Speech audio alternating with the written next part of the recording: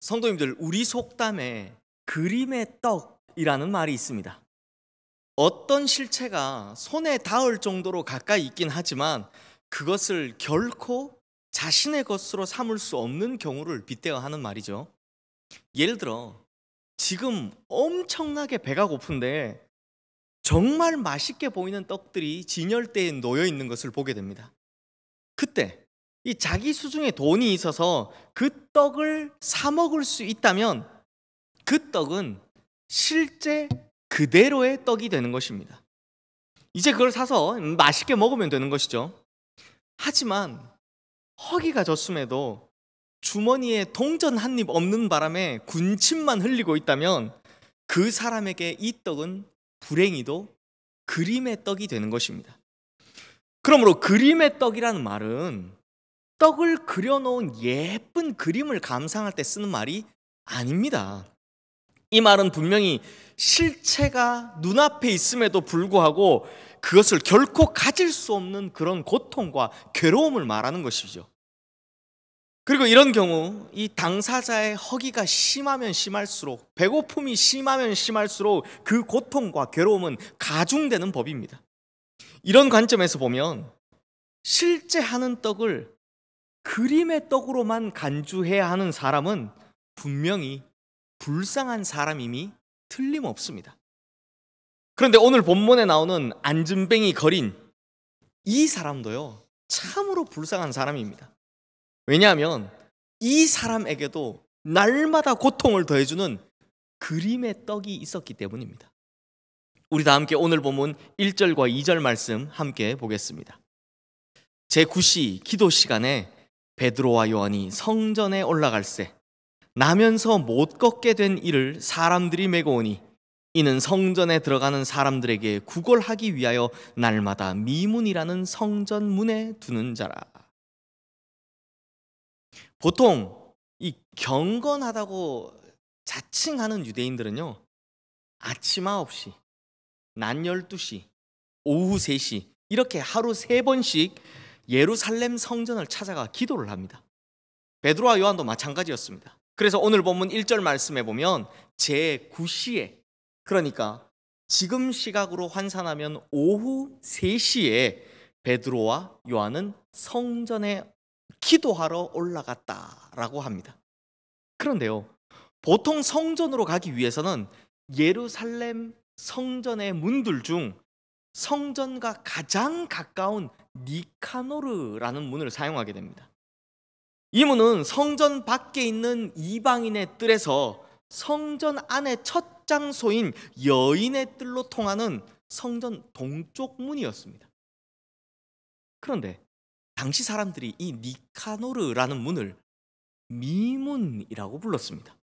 왜냐하면 당시 이 예루살렘 성문들 가운데 이 니카노르라는 문이 가장 아름다웠기 때문입니다. 생전에 이 문을 직접 목격한 역사가 요세푸스의 기록에 의하면 니카노르라는 문은 높이가 23m에 달하며 금과 은을 입힌 황동으로 만들어진 이중문이어서 웅장하고 장엄하기 이를 데 없었다라고 합니다. 그런데 이렇게 아름다운 미문 앞에 참 어울리지 않게도 태어날 때부터 안진뱅이였던 거린이 앉아 있습니다. 아마 이 안진뱅이 거린이 미문 앞을 구걸 장소로 선택한 것은 하루에 3번씩이나 기도를 하러 오는 사람들이 많았기 때문이었을 것입니다. 즉 사람이 많이 지나다니다 보니, 그것도 성전으로 출입하는 사람들이 지나다니다 보니 돈을 얻을 확률이 높겠다라고 생각을 한 것이었습니다. 그런데 성도님들, 이 안진뱅이 거린에게 코앞에 있는, 자기 눈앞에 있는 예루살렘 성전이야말로 진짜 그림의 떡이었습니다. 사실 유대인들에게 성전은 그들의 삶의 중심이고 생명과 같은 것입니다. 그런데 레위기 21장 17절 말씀에 보면 육체에 흠이 있는 장애인은 하나님 앞에 음식을 드리러 나갈 수 없다라고 합니다. 즉 날 때부터 장애를 가진 이 사람은 평생 성전에 한 번도 못 들어가 보았다라는 것입니다.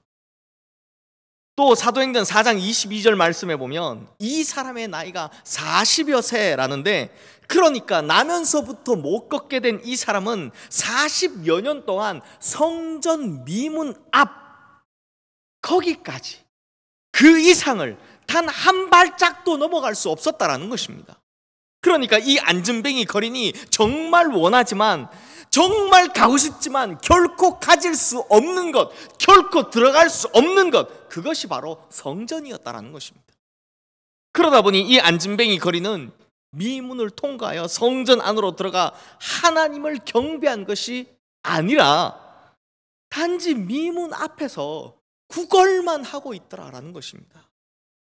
성도님들, 앞서 본 대로 배고픈 사람에게 그림의 떡이란 오히려 그 사람에게 더 심한 고통과 괴로움을 안겨다 주는 것처럼, 바로 눈앞에 보이는 저 성전을 그림의 떡으로 여길 수밖에 없었던 이 선천성 앉은뱅이 거린, 그가 겪었을 고통과 괴로움, 그리고 박탈감과 번민이 얼마나 컸겠습니까?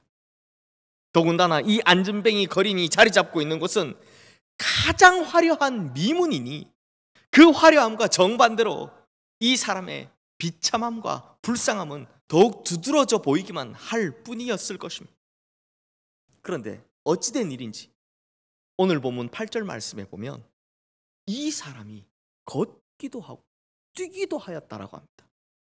이 불쌍한 앉은뱅이 거린의 인생에 대반전이 일어났다라는 것입니다. 무려 40여 년 동안 단 한 번도 일어서 본 적이 없었던 그가 일어나 걷는 것은 말할 것도 없고, 그동안 그림의 떡으로만 여겼던 성전으로 뛰어들어가 하나님을 찬양하고 있더라라는 것입니다. 그러므로 성도님들, 오늘 본문이 우리에게 확실히 알려주는 것이 있습니다. 우리가 어떻게 해야 이 고통과 괴로움에 놓여 하나님을 찬양하는 인생이 될 수 있겠느냐 하는 것, 그 비결을 바로 오늘 본문이 알려주고 있다는 것입니다.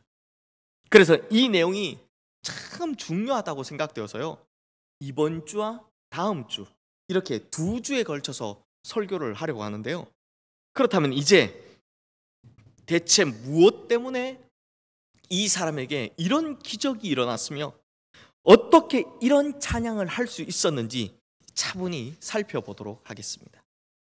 먼저 오늘 본문 3절 말씀 함께 보겠습니다. 그가 베드로와 요한이 성전에 들어가려 함을 보고 구걸하거늘.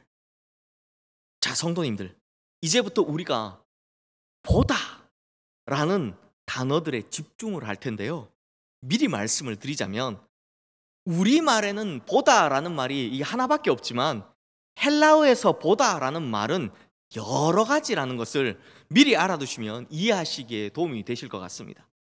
성도님들, 베드로와 요한이 성전에 들어가려고 미문을 지나는 중에 앉은뱅이 거린이 먼저 이 두 사람을 봅니다. 여기서 보다라는 말은 헬라어로 에이도인데요, 이것을 영어로 옮기면 see가 됩니다. 그러니까 이것은 어떻게 보는 것이냐? 이것은요, 특별한 의미를 두고 보는 것이 아니라 그냥 보이니까 보는 것입니다. 단지 그냥 자기 시야에 들어왔기 때문에 아무런 의미 없이 보는 것을 말하는 것입니다. 당연하겠죠. 이 앉은뱅이 거리는 40평생 그 자리에서 구걸만 하던 사람이었습니다. 이런 사람에게 자기 앞에 지나가는 사람이 누구인지는 전혀 중요한 것이 아닙니다. 왕이든 권세자든 유명한 사람이든 그런 것들은 중요하지 않습니다. 누구든지 그냥 자기에게 돈만 주면 되는 것입니다. 자기에게 돈 주는 사람이 제일 좋은 사람인 것입니다. 그러니 자기 눈앞에 보이는 사람에게 특별히 주목할 필요가 없었던 것이죠. 그저 기계적으로 올려다보며 구걸만 할 뿐이었습니다. 그러니 그날이라고 뭐 예외였겠습니까? 이 앉은뱅이 거리는 평소처럼 자기 앞을 지나는 베드로와 요한을 아무런 의미 없이 그저 희멀건한 눈으로 올려다보며 한 푼 줍쇼 하고 적선을 요청한 것입니다. 그런데 이에 대한 베드로와 요한의 반응이 놀랍습니다. 오늘 보면 4절 말씀을 보십시오. 베드로가 요한과 더불어 주목하여 이르되 우리를 보라 하니, 베드로와 요한은 자신에게 구걸하는 이 안진뱅이 거린을 그냥 지나쳐 버릴 수 있었을 것입니다. 아니, 사실은 기도하러 왔을 때마다 봤을 테니 아마 수도 없이 그냥 지나쳤겠죠. 그런데 참 이상하게도 그날은 베드로와 요한이 그 자리에 멈춰 서서 먼저 이 안진뱅이 거린을 주목하기 시작했다라고 합니다. 여기서 주목하다에 해당하는 헬라어 동사 아테니조는 영어로 gaze인데요, 이 말은 우리말 번역인 주목하다 보다는 좀 더 강한 의미로 주시하다, 응시하다 라는 뜻을 가지고 있습니다.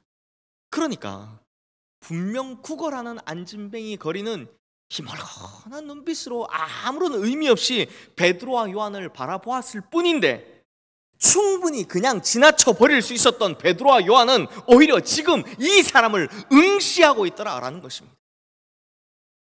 그리고 베드로가 입을 열어 이 안진뱅이 거린에게 우리를 보라 라고 말합니다. 이때 사용된 보다는 앞에 나온 보다와 또 다른 단어인데요, 헬라어로 블레포입니다. 그러니까 앞서 안진뱅이 거린이 베드로와 요한을 아무런 의미 없이 그저 올려다본 것이 에이도였다면, 이 블레포라는 단어는 영어로 look at, 즉 주목하다, 정신을 차리고 보다 라는 의미를 가지고 있습니다.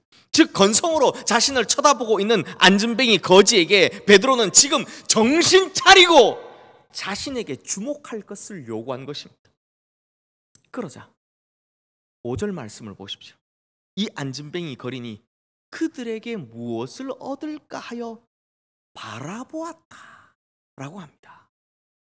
여기서 확실히 알 수 있는 것은 베드로와 요한을 바라보는 이 안진뱅이 거린의 시선이 이제는 완전히 달라졌다라는 것입니다. 이전에는 희멀건한 눈빛으로 쳐다보았는데 이제는 바라보더라라는 것입니다. 그런데요, 좀 아쉬운 것이 바라보다라는 번역이 그 의미를 살리기에 좀 너무 약합니다. 여기서 바라보다에 해당하는 헬라어는 에페코인데요, 이 단어의 뜻은 굳게 붙잡다라는 뜻입니다. 그래서 영어 번역을 보면 give attention 혹은 fix attention, 즉 온 시선을 집중시키다, 온 시선을 고정시키다라는 말로 번역되어 있는 것을 볼 수 있습니다. 즉 처음에는 건성이었던 이 안진뱅이 거린의 시선이 지금은 온통 베드로에게 집중되어 있더라라는 것입니다. 드디어 여기까지 왔습니다. 그러자 그 순간 베드로가 이 안진뱅이 거린에게 이렇게 말합니다. 은과 금은 내게 없거니와 내게 있는 이것을 내게 주노니 나사렛 예수 그리스도의 이름으로 일어나 걸으라.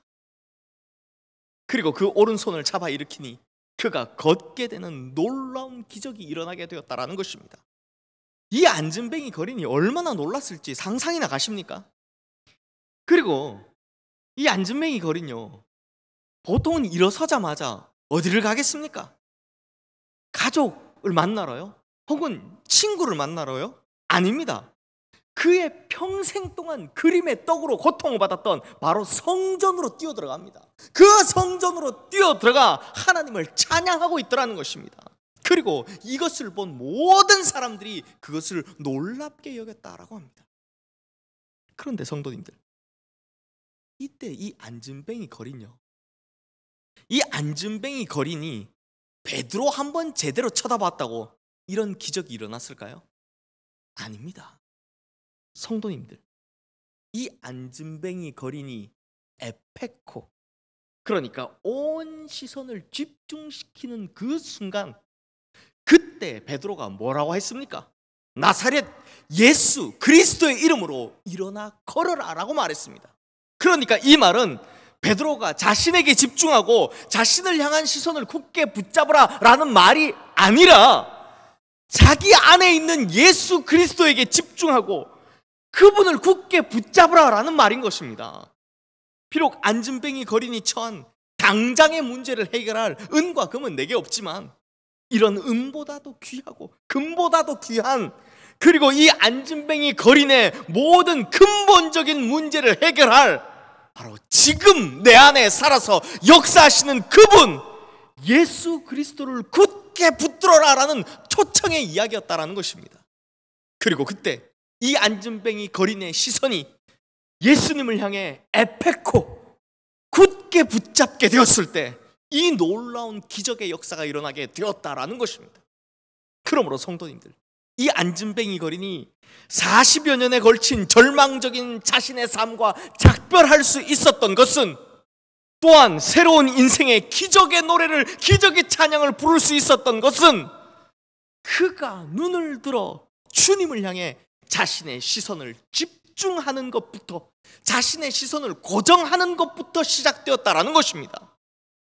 이처럼 절망적인 삶과 작별을 구하고 새로운 인생의 기적의 노래를, 기적의 찬양을 부를 수 있게 하는 비결, 그 첫 번째는 바로 나의 시선을 주님을 향해 굳게 붙잡을 때, 그때인 것입니다.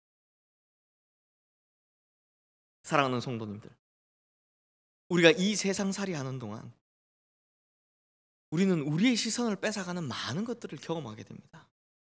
스마트폰이나 TV, 그리고 참 많은 자극적인 컨텐츠들이 우리의 시선과 관심을 빼앗아가죠. 그런데 이렇게 육신의 시선을 빼앗아가는 것뿐만 아니라 우리의 마음의 시선을 빼앗아가는 것들도 있습니다. 마음으로는 평안을 원하지만 이 코로나 사태와 같은 불안함들이 우리의 마음의 시선을 뺏어가기도 하고요. 또 세상살이 중에 마치 그림의 떡처럼 우리를 고통스럽게 하는 수많은 번민들, 고민들, 의심들, 그리고 생각들이 우리의 마음의 시선을 빼앗아갑니다. 우리의 중심을 흔들어 놓더라라는 것입니다. 하지만 성도님들, 우리의 눈을 들어서 우리를 바라보고 계신 그 주님과 시선을 마주하는 것, 그리고 그 주님으로부터 나의 시선을 떼지 않고 고정시키는 것, 바로 이것으로부터 우리의 기적의 노래는 시작된다라는 것입니다. 우리의 시선이 주님을 향해 집중하고 주님을 굳게 붙잡는 것으로부터 우리의 새로운 인생이 시작될 뿐만 아니라 하나님을 향한 진정한 찬양이 가능해질 수 있다는 것입니다. 그러므로 성도님들, 찬양은요, 입술로 하는 것이 아닙니다. 찬양은 먼저 우리의 시선으로 하는 것입니다. 그러므로 우리의 시선이 지금도 여전히 우리를 응시하고 계시는 주님을 굳게 붙잡을 때 우리는 진정한 찬양을 할 수 있고 그 찬양의 이유를 발견할 수 있게 된다라는 것입니다. 사랑하는 성도님들, 그러므로 오늘부터 우리 마음의 시선을, 우리 중심을 주님께로 고정시키시기를 바랍니다. 그렇게 주님께 우리의 시선을 고정시키고 그 주님을 굳게 붙잡으면 우리 주님의 능력으로 말미암아 이전의 절망적인 삶과는 작별을 고하고 이제는 새로운 기적의 삶이 시작되게 될 줄로 믿습니다. 사랑하는 시흥의 모든 성도님들, 그러므로 우리 성도님들은 이렇게 혼잡하고 어지러운 세상 속에서도 주님께 시선을 고정시킴으로 새로운 기적의 삶, 새로운 찬양의 삶을 살아가시는 우리 모든 성도님들 되시기를 주님의 이름으로 축원합니다. 기도하겠습니다. 사랑과 은혜가 넘치시는 하나님 아버지, 이제 우리의 시선을 주님을 향해 고정시킵니다. 이전에 주님을 안다고 본다고 하였으나 집중하지 못하고 그저 습관처럼 희미하게만 보았던 우리의 시선을 이제는 주님을 향하여 단단히 고정시킵니다. 그러므로 이제부터 우리의 절망적인 삶은 끝이 나고 주님으로 말미암아 새로운 기적의 인생, 찬양의 인생이 시작되게 하여 주시옵소서. 우리 모든 시선의 주인 되신 우리 주 예수 그리스도 이름으로 기도드리옵나이다. 아멘.